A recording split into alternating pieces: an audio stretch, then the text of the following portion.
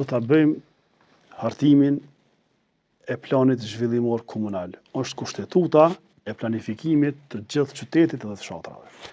Si hap i dytë është hartimi i hartave zonale, rregullimi i dokumentacionit që i ndan lagjet nëpër vendet ku synohet të ketë planifikim të mirëfillt urban.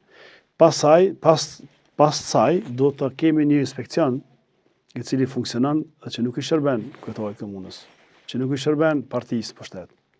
Dhe jo vetëm tash, po ne të kaluamën kem qeverisë edhe kem pas tjetër qasje të inspekcionit karshik këtyre dukurime negative. Si e mendoni këtë inspekcion? Si do të funksionojë? Shumë është e thjeshtë, ja.